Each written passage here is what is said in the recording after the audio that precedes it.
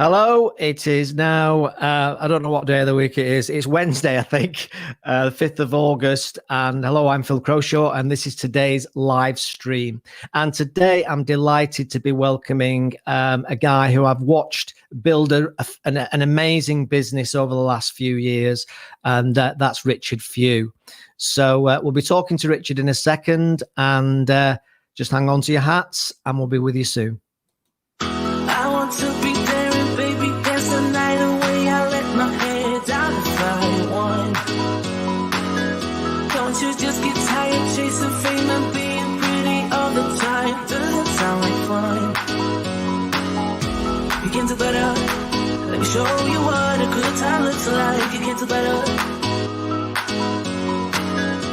You can do better. Let me show you what a good time looks like.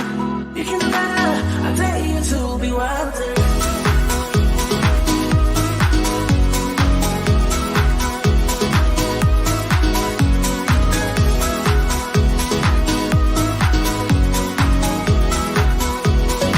Let me show you what a good time looks like.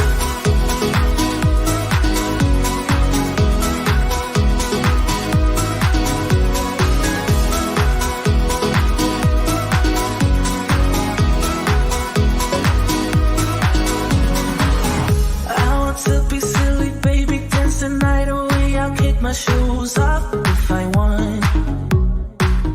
Let yourself be free and maybe you will find that there is more to life than being pretty. Honey, let's just face it. Baby, let your head down, be a little wilder. Baby, kick your shoes off, you don't have to hide it. Baby, let your head down, be a little wilder. Baby, kick your shoes off, don't hide it.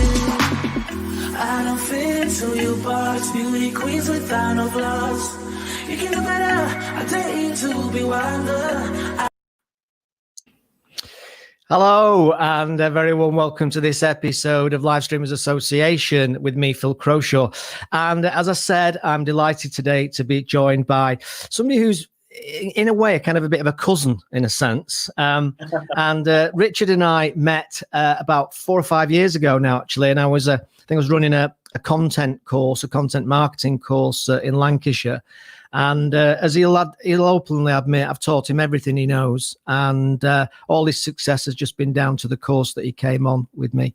And of course, if you believe that, you believe anything. So it's Richard Few. And just to start with, Richard, actually, I feel a little bit left out here. So I'd really need to just join you in the branding. Now we're cooking. Is that okay? Is this okay? The only trouble is now I can't see a damn thing. I've always got a few spare pairs floating around, mate, in the bunker. It's just the thing. Yeah, so it's a total. Everyone assumes these are fake ones, that they're actually real glasses. I'm short-sighted.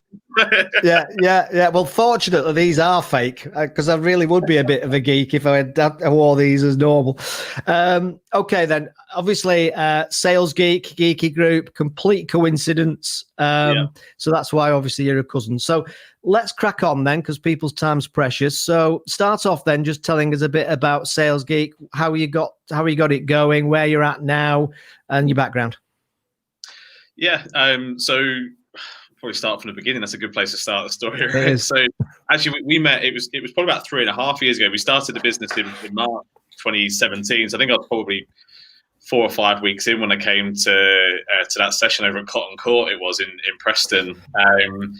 So I guess the story probably started about a year before that, when I started to plan and think about that I'd sort of reached the end of my natural life in the employed world, and I'd had a good run at it. I'd ended up in sales by accident, like most people do after a failed attempt at playing golf for a living, which was always the dream through school. Stumbled into sales and had a good run at it. I had various sales roles and then sales leadership roles. And at the age of 32, I was sales director for a big $300 million North American company. And at 32, I'd gone all right, and that was my sort of third leadership role at that point. But I was pig miserable. Most people around me, but it weren't me. I didn't like it. I loved the science and the delivery of what I did. I love sales, And a lot of people don't know this actually, but I registered the name Sales Geek about 4 years before I actually resigned from my job. No business idea at all. I just loved the name. Somebody called me it one day, and I went, I quite like that, and sort of jumped on a domain website in 1990. Yeah. So I thought, myself.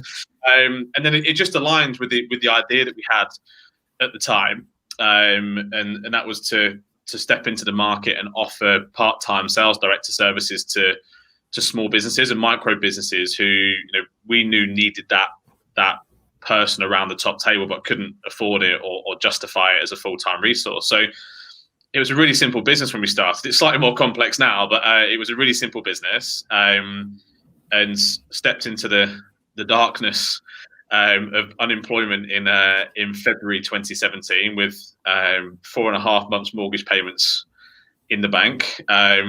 No logo, no website, no network. I'd lived in Lancashire for about 3 years at that point, having relocated from the southeast, and I'd spent most of that time traveling and just not really that local apart from on weekends. So I didn't know. I mean, the Lancashire business community is awesome. In fact, I think the business community in Northwest generally is awesome, and it welcomed us with open arms, and we went from not knowing anyone at all to feeling very much part of the fabric and being made to feel very, very welcome. So we got going, we got busy, which was good. But then it was just me and Lucy, my wife, then who was very much part of this from the beginning. She then left her part-time job and come into this with me and helped me do all the important stuff behind the scenes while I just sort of went out and sold some stuff and delivered some stuff. And then we steadily grew. I met Jonathan, and we launched the training business together about 2 years ago now. And that's gone great guns. We're now ISM accredited. We're one of only 20 ISM accredited centres in the world, which in 2 years is a good go. And we've grown. We're just about to welcome our I think it's 12th and 13th members of the team later this month, which is still top secret, so I can't tell you who they are. So yeah, growing again. And I think that's probably the frustration of what's happened recently. I know it sounds really impatient of me, but I'm impatient. I've got a short attention span, and I don't like being held back. So it's quite nice to be back into growing mode. But that's why you're a successful businessman, mate. That's why you're an entrepreneur, because you're impatient. It goes with the territory. I don't know. I think I drive everybody else mad around me. Always pulling new ideas and new thoughts into the team, and the team have been brilliant, and especially off the back of what's happened, through the last what's been 5.5 months now. I guess it's the guys have been great. Yeah. They've never lost sight of the mission. We want to change the way the world perceives sales, and everything we do is centered around that. It's about making sales education more accessible to more people, and everything we've done through lockdown. We've worked really hard on some new products and services. It's all geared around that, and the guys have been magnificent. If I can take this opportunity to give them a shout out, they've been superb. And what would have been tough for them, uncertain. We're a young business, so a lot of these guys haven't been with us that long. I'm sure they had worries and concerns, but they've been just second to none. And I think certainly as a board and as an owner of this business coming out the other end of it, I just feel massively indebted to those guys.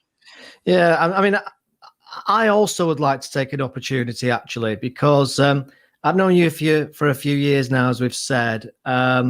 But I know you'll feel bashful about yourself. You're a pretty humble guy, actually. And in a way, that's why what's likable about you is that you're driven and everything else, but you've got that likability about you. And I have to say, to your credit, and we've not set this up, have we? You're not sponsoring this. But I have to say, watching your relatively meteoric rise from when we met on that course or that few years ago, it's been extremely impressive. Extremely impressive the way that you've, and I would also say that one of the things I've noticed as well is you turn up. We work with clients all the time, and one of the things I'm always banging on about is turn up. Whether it's on video, whether it's doing podcasts, just appear, turn up. And you have absolutely 100% carried that particular philosophy to the real world. You're an action person. You take action. I know we were talking quite a bit when you were starting to set the sales sales club up with East Lancs Chamber, and and the pushing and shoving, and we want to do it monthly, and no, you can't, but we want to, and I don't think I'm telling tales out of school.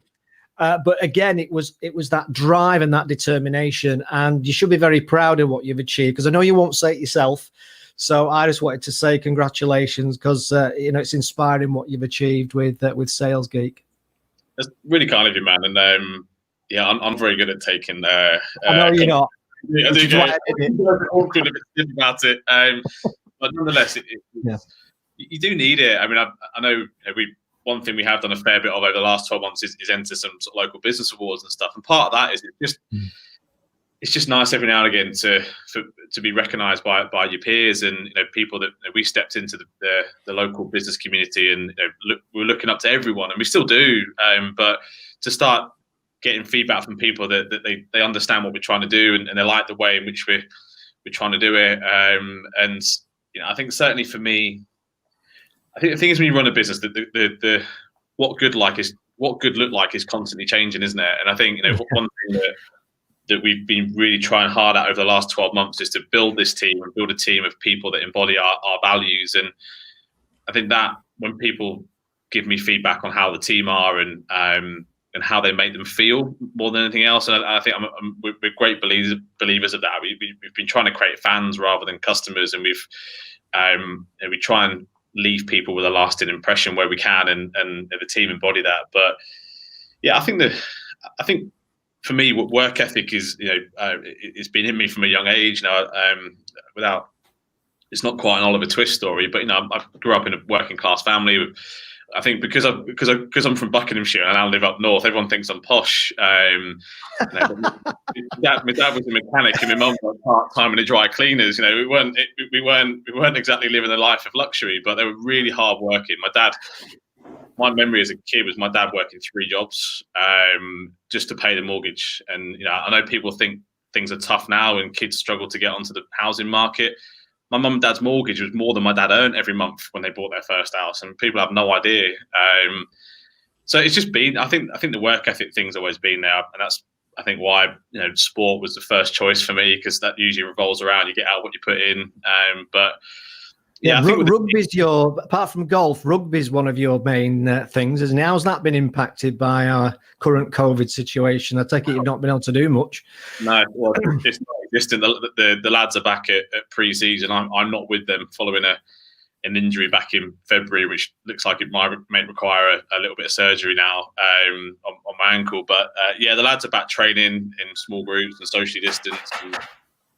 But I think the harsh reality is, although the professional game will return probably at some point in the autumn, where there's loads of testing and they can isolate players and do all the stuff they need to do, we just can't do that at grassroots level. So I will be genuinely surprised if rugby's played this side of January 2021, if at all this season. Unfortunately, it's a heartbreaking thing. And I love the game. I love my club. I'm club captain still and sort of committee member at Clitheroe Rugby Club, and it's a great family sporting club, and it provides practically free rugby to a lot of kids in the local area, and we just can't do it. We've got our hands tied behind our back, and it's just, I guess it's important to remember it's not there's worse things going on in life, but it is hard when you're sort of a non-profit making organisation, but it doesn't mean you haven't got costs.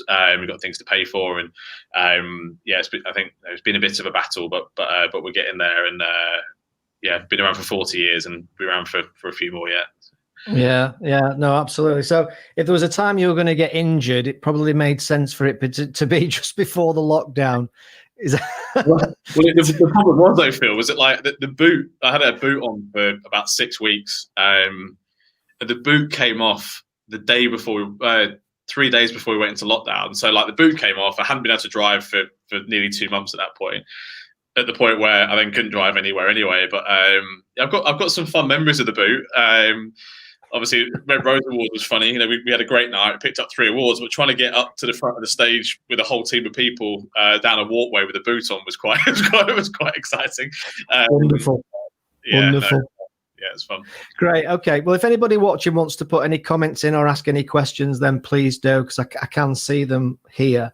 Okay. Probably good idea now just to get into a little bit of, shall we say, added value, I guess, in terms of some tips and insights from you, because people love to hear what's new, so how do you think, it's probably a strange question, but how do you think sales has changed, if at all, as a result of COVID, in terms of the way we do sales, the way we approach sales? I know we were talking before we came on air about this whole thing about people more willing to talk to each other now online rather than driving to Southampton for an hour meet. So anyway, give me your thoughts and your observations about it in the new scheme of things.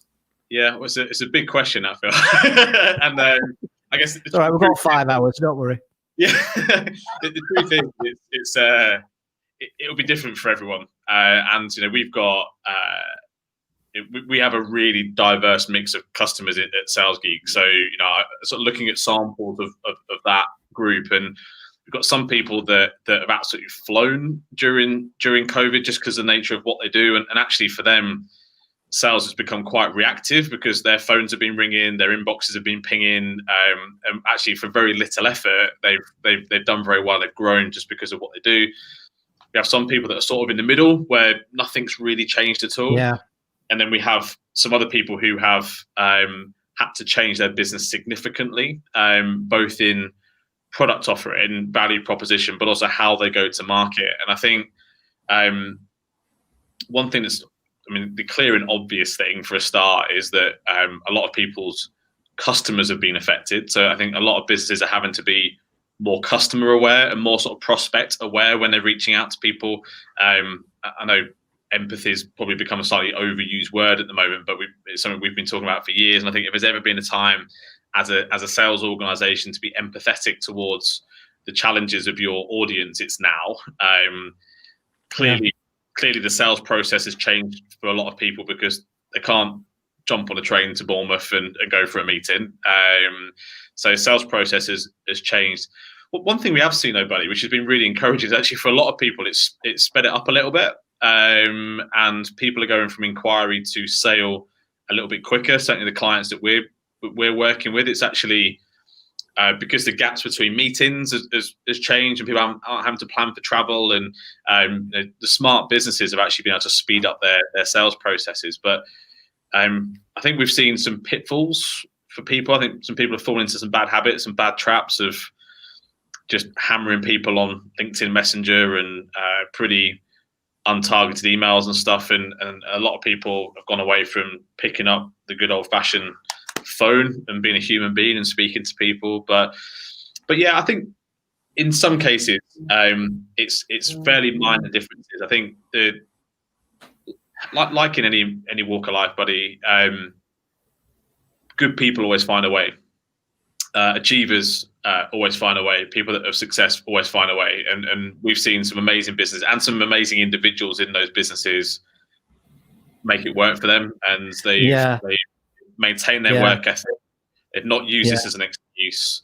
And I think that's where you get the difference between the really good and the also rans, is that the really good guys and girls, they don't like to make excuses, and they won't use this as an excuse. They will find a way around it like water. They'll just find the next crack. They'll find the next crack. They'll find the next crack. So I think if anything, mate, probably the biggest change has had to be an attitude for a lot of people. Yeah, it seems to me that it's perhaps an overly used phrase, but I've been a big believer on it for a long time, and it's the whole survival of the fittest.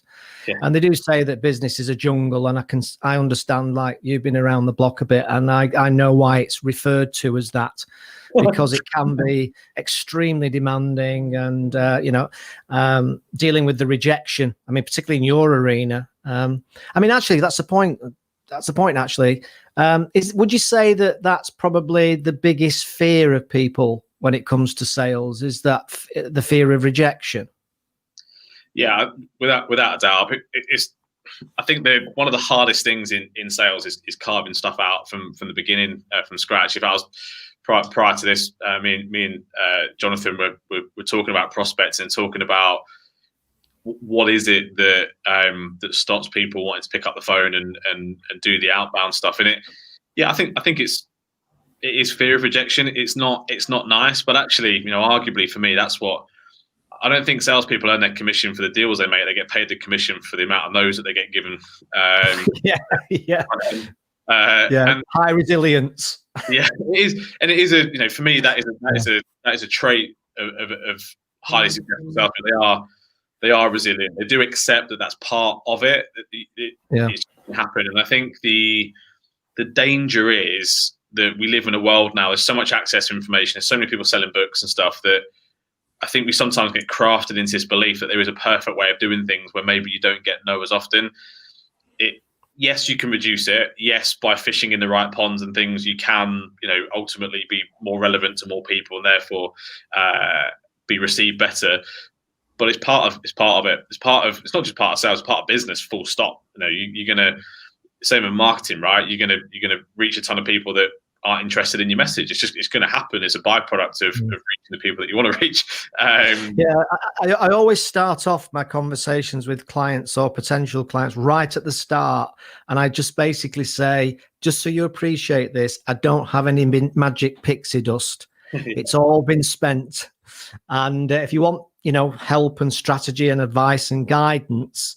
But I think there is a lot in this instant gratification world that we live in. It's that kind of, but can you just show me the magic pixie dust that if I do this, this, and this, and this, I'll have 25 more clients a week on Tuesday.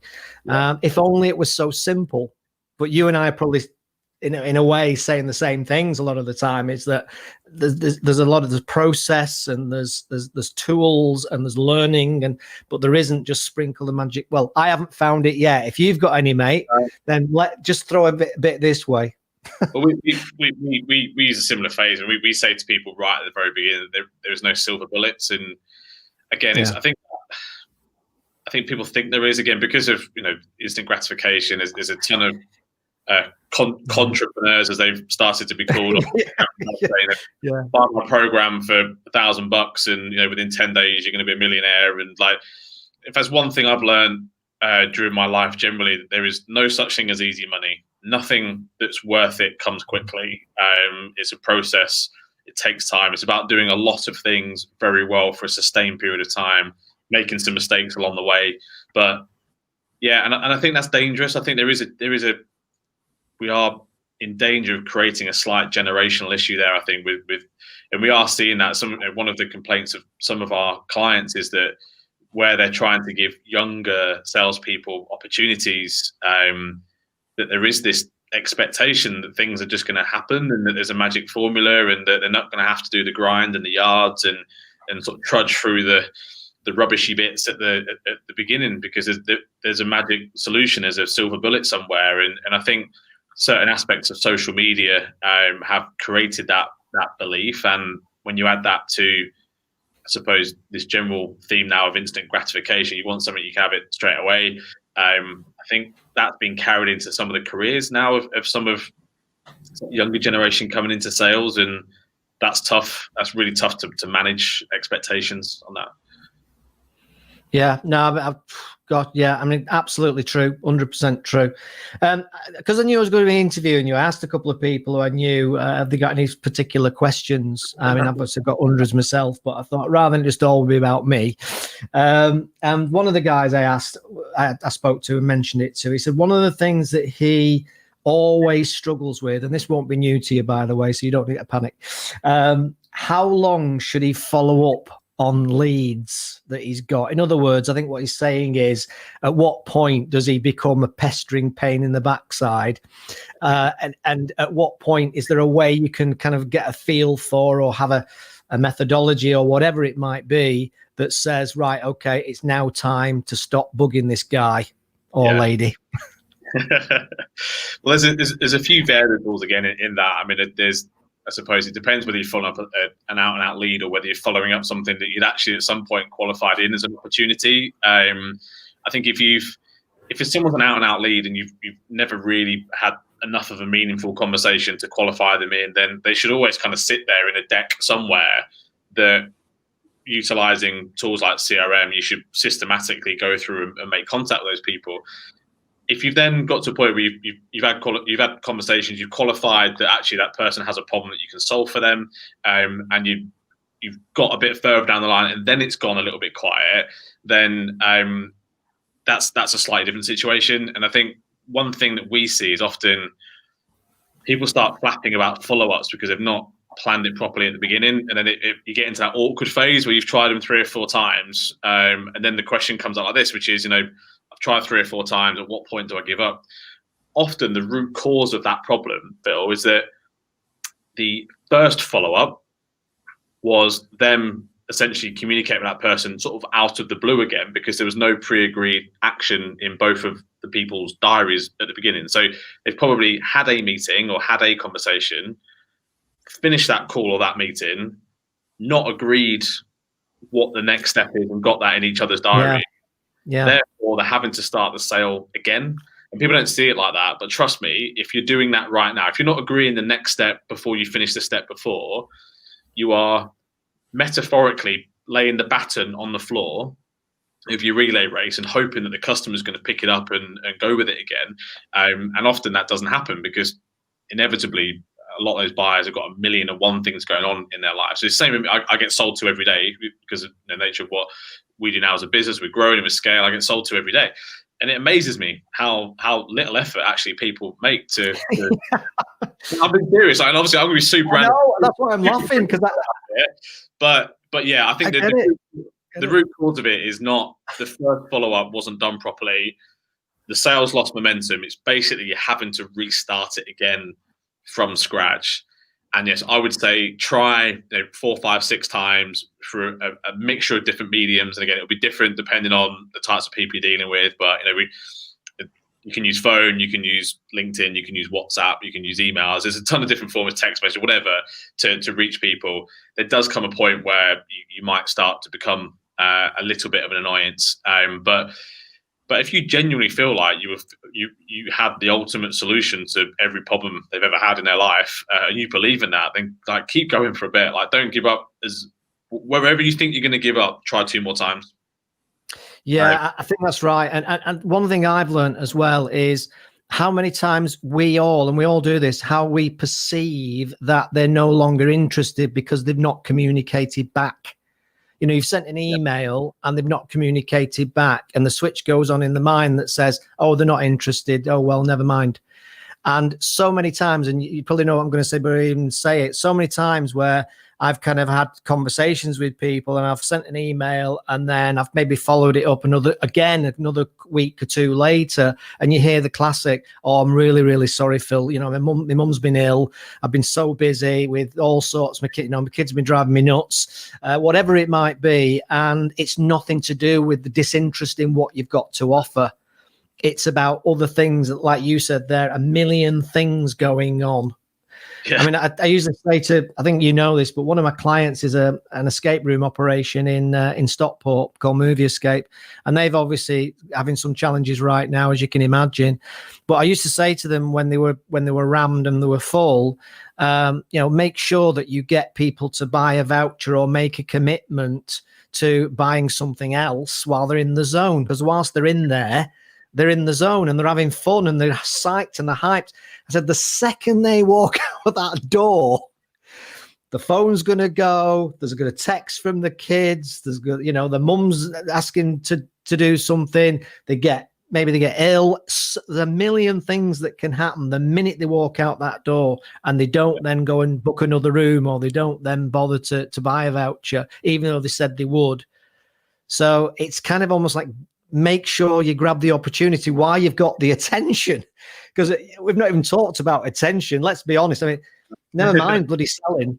But what about getting the attention in the first place? But I think it comes back to the same thing. I mentioned this word earlier, but empathy. I don't think, if I have a criticism of my fellow sales professionals, is that not enough of them truly understand their customers well enough. They don't have true empathy for that person and their challenges in their role and their challenges in their business and what it is. And I think, especially at the moment, people make a lot of very dangerous assumptions at the minute based on what's happening to them. And yes, we are all in the same storm, but we're very much in different boats. And, we've got some people that unfortunately have very little going on at the moment and are possibly still at home and they're furloughed and they're probably going out their heads with boredom.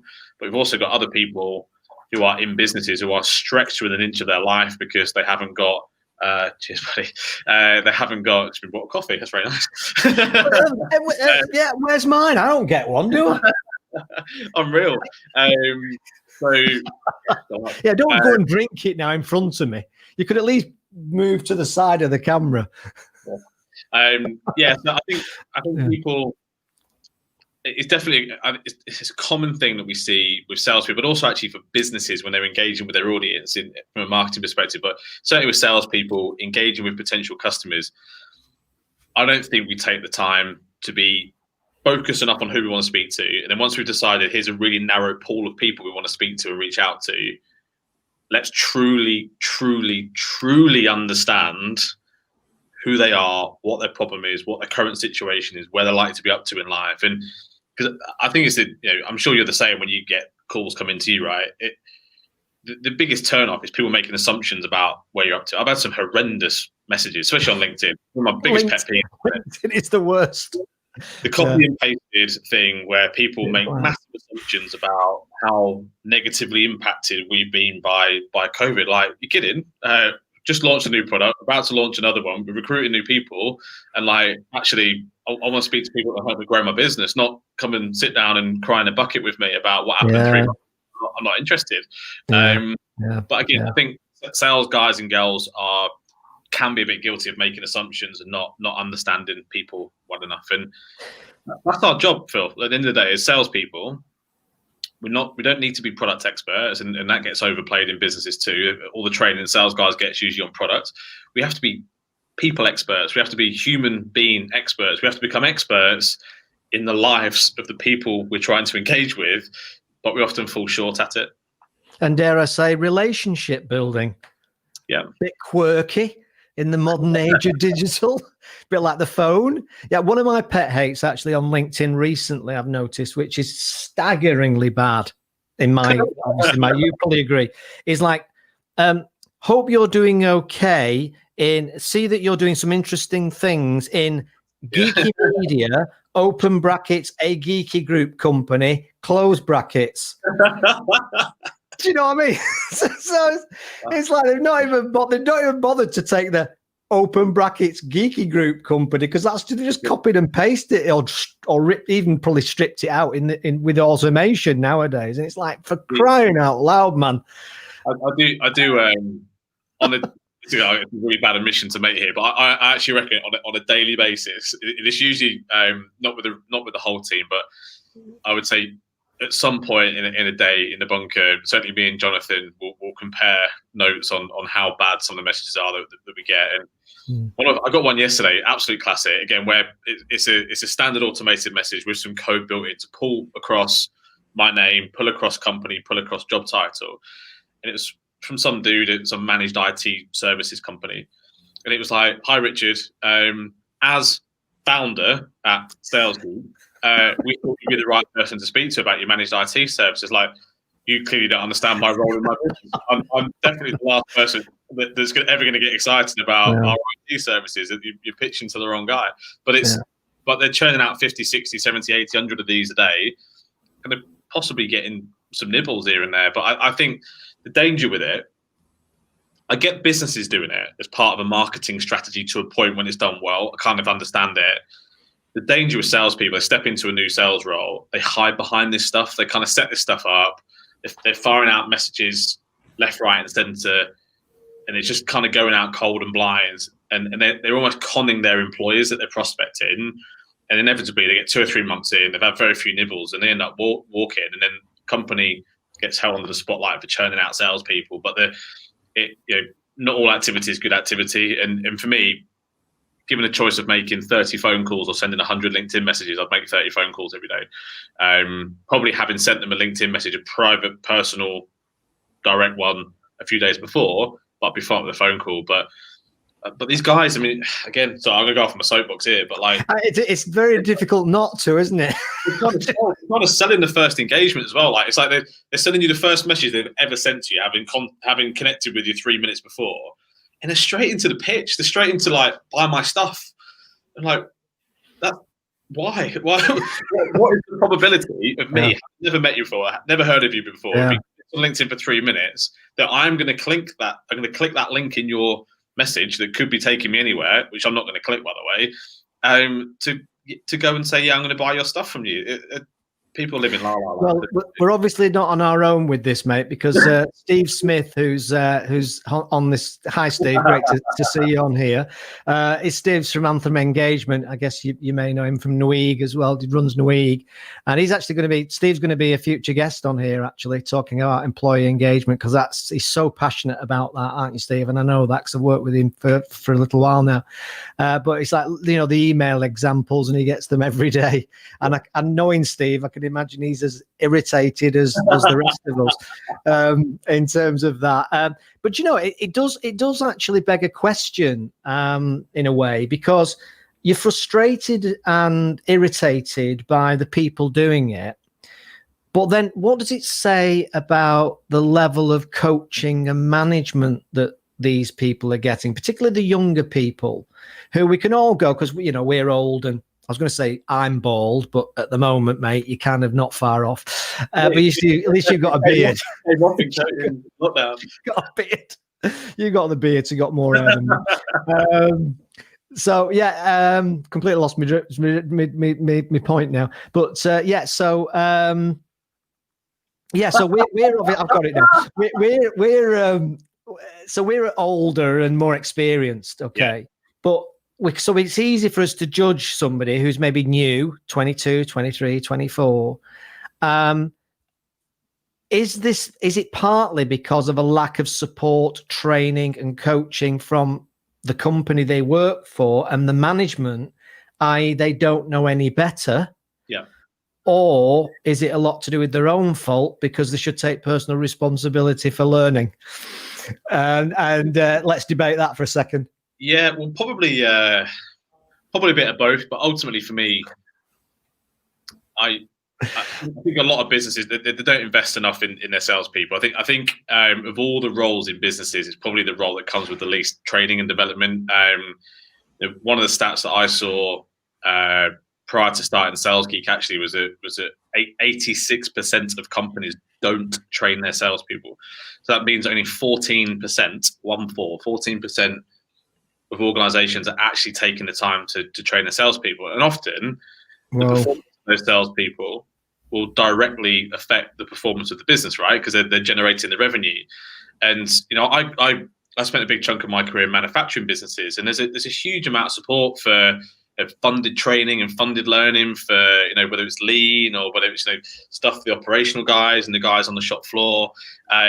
But there's often not much there at all for the sales teams. And I think the sales education market is partly to blame for that as well. I think sales training isn't accessible for a lot. That 14% of people that do will be big organizations typically that have the budgets to afford sales training. And without doing a shameless plug, that's why we've created the online resources that we have with the Online Academy and the online hub. I mean, the hub, we've done that for individuals as well as enterprises, that, for trying to make a sales education accessible to people that it wasn't previously accessible to, because I agree that people can take it on themselves. I do. And I think those super driven, super hungry people will find a way. And I did it. I spent a lot of money on my own education as a 20-something-year-old salesperson because I wasn't getting it from the company that I was working for, companies that I worked for. So I went and found it. But there's stuff out there, and there's lots of books, and there's things that you can do. But sometimes you need some direction. You need to understand what to go, and you don't know what you don't know sometimes. And the first thing is to make that first step into becoming aware of what you don't know, and then you can go and learn it. But from a cold start, some 22-year-old salesperson out there not knowing what to go and hunt down to go and learn about, if they're not getting direction from their business, and they're unfortunately they're already on the wrong path. Yeah, I guess it made me think when you're talking about that. And I just wonder as well, one of the other dangers is there's so much stuff on the internet of which a lot is obviously 3, 4, 5 years old now. Or if you've got a sales director or a managing director who is saying, oh, you must read The Cold Calling for Beginners by David Hockney. I read it when I was in 1975 and I thought it was the best thing I've ever read. And then, of course, then they go and read it and it's saying push, shove, demand, stick your foot in the door. Yeah, so it's like send a carrier pigeon, whatever it might be. So you've got to make sure that your learning is up to date as well, don't you? And relationship selling and relationship building and patience and all that kind of thing. So I suppose it's just making sure that you're getting access to the latest thinking and understanding based on the way the world's changed. And I think even in the last 2 or 3 years, it's changed a lot. And I think that's partly because, you know yourself, I was banging on about content a long, long time ago. In fact, many years ago now. And now, of course, everybody's turned up to the content font. Nothing to do with me, I'm hastened to add. But now, of course, it's no longer about the contents. It's about the creativity of the content. Yeah. So and I've been talking, as you know, about video. Now, when you came on the course that you were on with me, we never talked about live stream. And as you say, 3.5 years ago, live stream, what the hell's live stream? And now here we are doing it and everybody wants to know how to do it. So it's ever evolving and ever changing, isn't it? That's the point, I guess. It is changing. I mean, to be fair, some of the old principles are still true to some level or another. But you're right, and there's always little new things, and the value of sending voice notes or even sending personal. I mean, people think of video from a social media perspective as you create a video and you put it on your feed. Well, what about sending somebody a video and a message? Rather than typing one out, or using voice notes rather than typing out messages. And there's lots of little things that we've got more. This is a great thing for me. I don't think there's ever been a better time to be in sales. I mean, I think we've got some younger members of the team here, and I'm not too old, but I'm old enough to feel old when I'm speaking to people that are 23, 24. I'm 30. I'm thinking when I was their age, LinkedIn was like really in its infancy at that point, and like social media wasn't huge. So certainly not a business tool. No, you couldn't find your prospects on LinkedIn 9 times out of 10. Some people would be there, but you didn't even know their name. Like, you were having to ring companies to even just find out the name of the person you need to speak to, let alone trying to speak to them. Like, it's just different. And actually, for me now, like salespeople have got more tools than ever. They've got more ways of reaching people. They've got more ways of doing research, and like it's there. And marketing departments are getting better as well, and there's more awareness. And social media's leveled the playing field between small and big companies a bit as well. But I think going back to the original question about should people take personal responsibility or should companies do, I think your top performers will always take accountability for themselves. That's why they are the top performers. But a company's problem isn't their top performers. The company's problem is the bottom 30% of salespeople they churn out, like, for fun sometimes.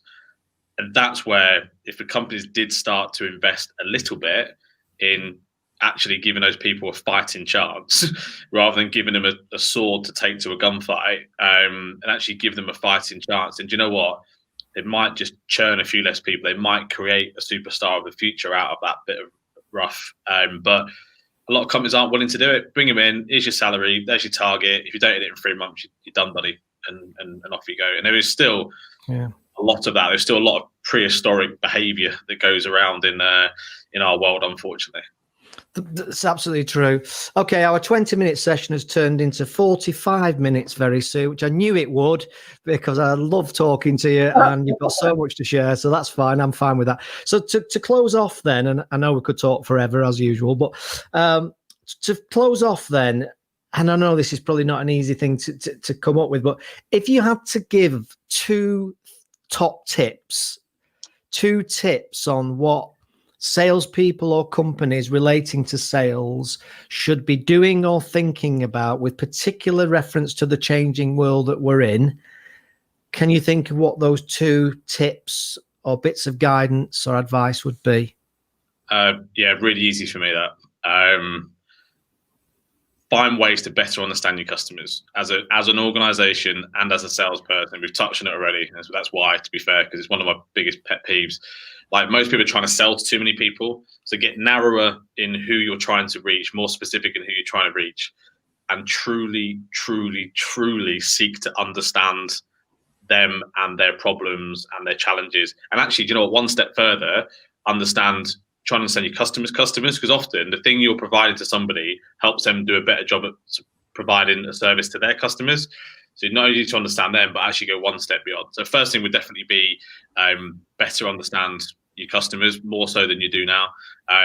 If you've got people spending lots, and that's actually your existing customers, not just new ones that you want to reach to, basic information. You've got customers spending a lot of money with you, you don't know their birthday or what their favorite hobbies are, just really basic stuff like that. You don't know them. So that's definitely the first one. And the second one, I'm going to go old school on this. Most people now sat here in August 2020, have got a fight on their hands over the next 6 to 12 months. Well, for me, hard work beats talent all day.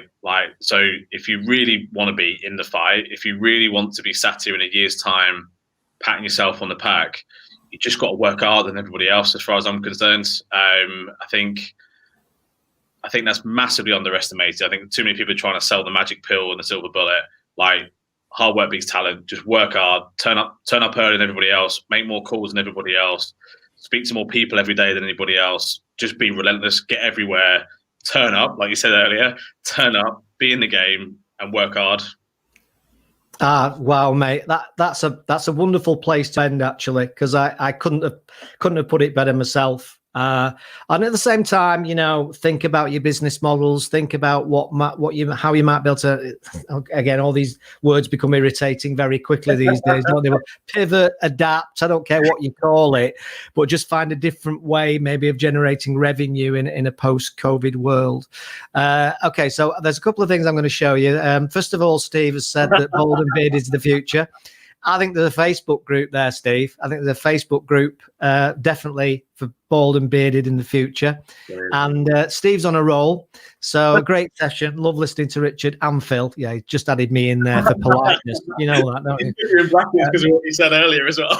Yeah, exactly. Yeah. He's polite though, Steve. That's what I like about him. He's polite. At least he considers me. I'm easily upset. He knows that. And it does make a lot of sense. And a lot of it is actually common sense, to be fair. And it isn't rocket science, is it? But it's the classic line again, isn't it? That common sense isn't common practice, and it's very, very true. But you know what? I'm going to have to let you go there because I know I could easily end up starting talking off on another.